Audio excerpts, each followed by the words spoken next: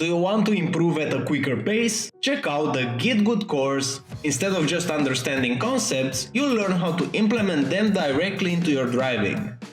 What makes it effective is the approach and practical drills. Together, we're gonna focus on breaking down those complex concepts into small digestible bits that are simple to understand. Everything from the course was tested and refined during the years in coaching sessions, so what I ended up with was the ones that I saw were the most effective. Let's elevate your racing skills together.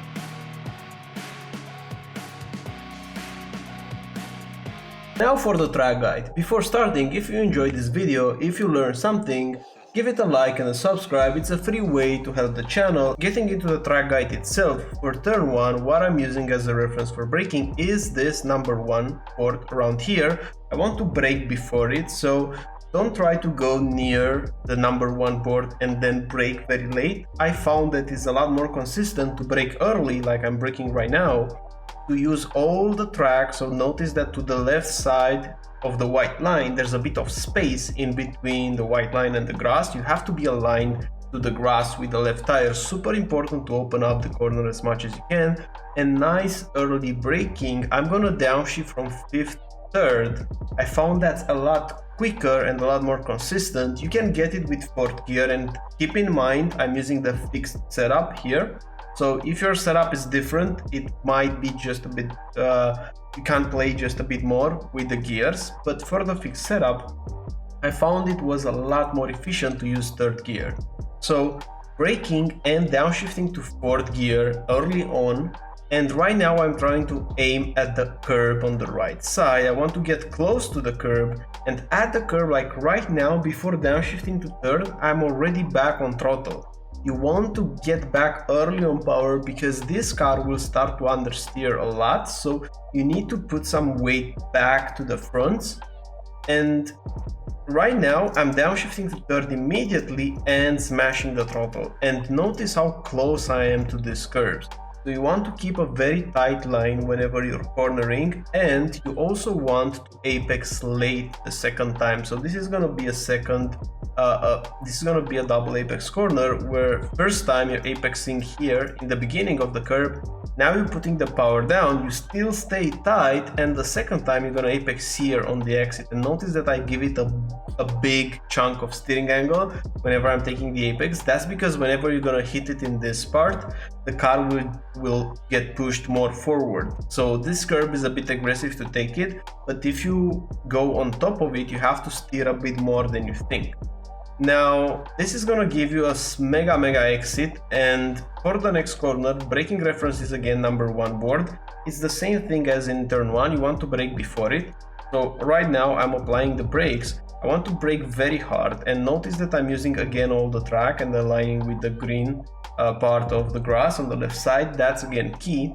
And you want to brake in a straight line. You want to focus right now whenever you're gonna have 90% to 100% brake applied. I would suggest 90%. I think 90% is gonna be, over the course of the race, is gonna be a lot quicker than 100%, because you're gonna spike the surface level of the tires a bit less with a lower peak under braking.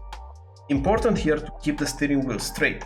Don't turn into the apex while you're braking this hard. This is gonna make your braking less efficient. So whenever you're picking hard, keep the steering wheel straight. As you bleed off the brakes, then you're gonna turn.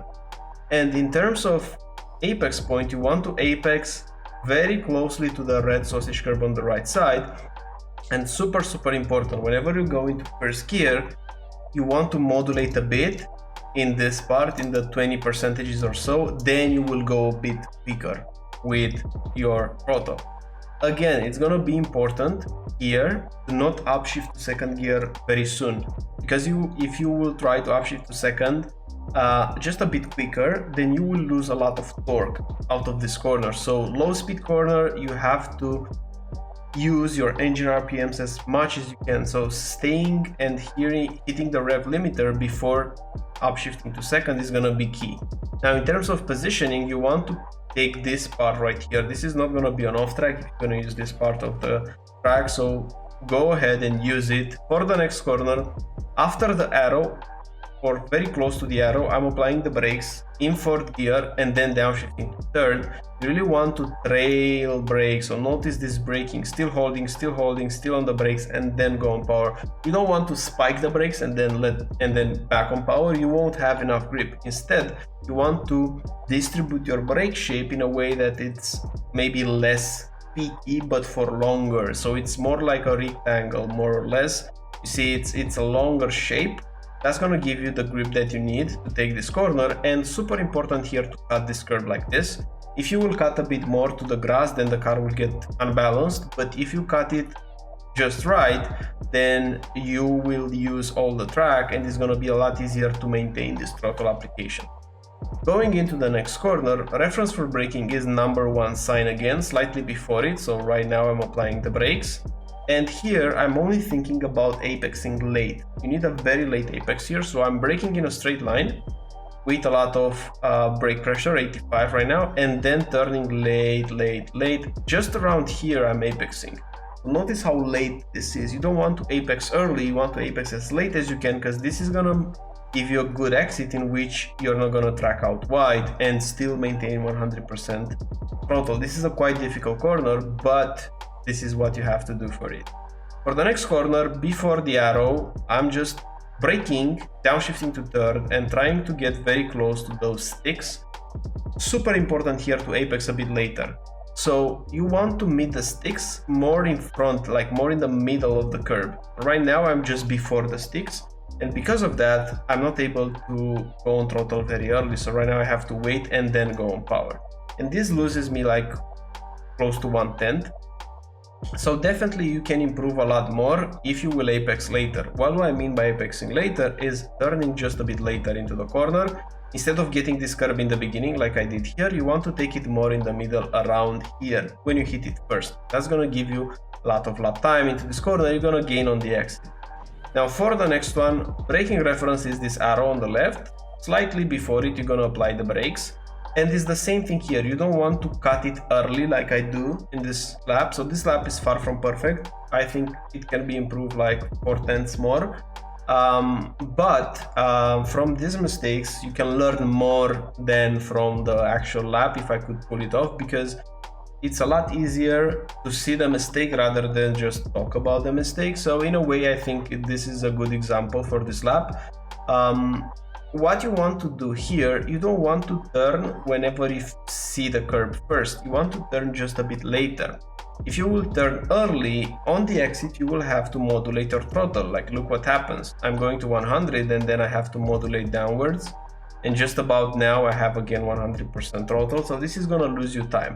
Instead, you want to be flat. You want to be straight up with your throttle and then keep it flat. But for that to happen, you have to turn just a bit later. So if we go back a bit here, you have to take a bit less curb and you have to take it first around this part. So what this means for you, you will have to brake more in a straight line and turn just blink of an eye later without using this much curb. The moment that you're touching the curb though, you should be back on throttle. So this is what I'm doing is spot on in terms of timing, but because of the angle in which I'm attacking the corner is not ideal, this perfect input of being on throttle exactly at the curb won't work anymore, and that's why I have to do those corrections on exit, which are not ideal. For the next corner, at the Williams, you're gonna brake and turn at the same time. You can turn a bit later here as well. So just a bit on the brakes, notice that I'm not braking more than 15%. And I'm looking at this whitish part near the curb. It's like a small rectangle here. You want to apex at it. So you want to hit the curb first time here. That's gonna give you a sweet exit. If you have to modulate a bit, that's gonna be okay, but don't drop it too much. So if you're gonna drop it to 50% or so, you're gonna lose a lot. Ideally, you won't drop it at all, but if you want to keep also the minimum speed up, you might be needing to do small corrections, so don't be over obsessed about it, but also try to be smooth on throttle here, because this is a long straight, and if you don't have a good exit here, you will lose your position in the race, or it's gonna be tough to overtake. Next corner, this can be very difficult. So first of all, you have to brake hard and you have to brake diagonally towards the corner. If you're gonna brake right now straight and then turn, you won't be able to brake hard because the car will just spin. So the trick here is to brake diagonally. Like right now you should be looking at this arrow on the left side, point the car towards the arrow, and then at this shadow under the bridge, I'm gonna apply the brakes. I'm gonna peak very high initially, 92% pressure, downshifting to 4th, and right now I'm looking at those sticks here because I want to be very close to the sticks right here. This is the picture that you should have in your mind. If you want to improve it even more, you should apex a bit later so that on the exit, like right now, you want to be all the way to the left side. And again, I'm applying the brakes. So the rhythm of the braking is hard braking, trail braking whenever you're turning, and then hard braking again on the straight line. The reason behind it is that whenever you're braking hard, you have to brake in a straight line. So whenever you're cornering near those sticks right here, you can't be braking hard because you won't have the grip to turn and brake hard at the same time. So that's the reason why you should release the brakes. But then when you have this straight line braking part, then you're gonna be braking hard again, apexing around this part. And now big mistake in the lap, easily 2 tenths or maybe 1.5 tenths. At this point you should be back on throttle immediately. But because I'm apexing a bit early again, so I'm turning a bit early into this corner, I'm not able to go on throttle, and I go on throttle just here. So this is like 2 tenths of lap time. You will improve it if you will turn a bit later. So at this point, I should have just go straight 1-2 more meters and then turn into this corner. I would have lost maybe 0.05 on entry because I would slow down a bit more, but I would gain that time back and more on the exit by being early on throttle, so keep this in mind. For the next corner, high speed corner, I'm upshifting to 4th gear here whenever I'm turning in, and you have to turn early for this corner. That's because you have a compression zone around the curb, around the apex. So right here there's a lot of grip, and whenever the car dips down here and the suspension is compressed, then I'm giving it a small lift of throttle. I'm actually doing I'm still doing a decent lift, but I don't want to lift to 0%. That's in my mind, I'm calling it like a small lift because I don't want to drop it to 0. So very easy here to drop it to 0 or even brake. You will lose a lot of lap time with the fixed setup again. So instead you want to drop it maybe 15-10%, but don't drop it to 0. Hit this curb, super important, get this compression, and then go back on throttle by using all this space here. Super important to have this picture in mind. On the exit of that corner, you should be on this part of the track. Now this corner, this can be either be a mess or can gain you a lot of lap time.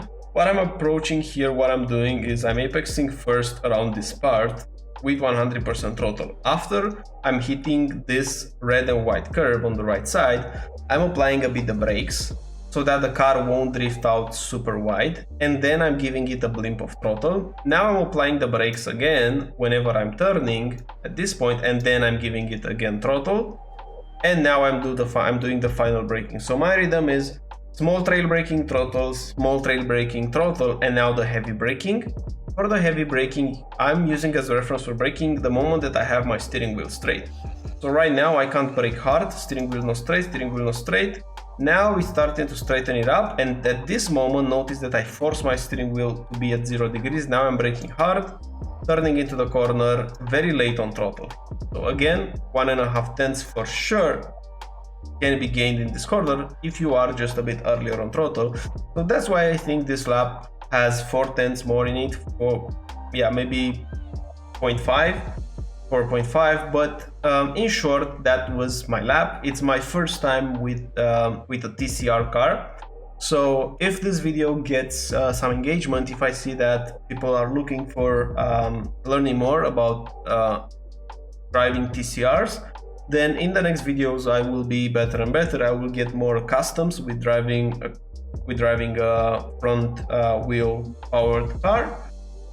Anyways, thank you for watching. If you want to learn more about driving technique, you can check out my course. Link is in the video description, and I'll be seeing you in the next video. Bye bye.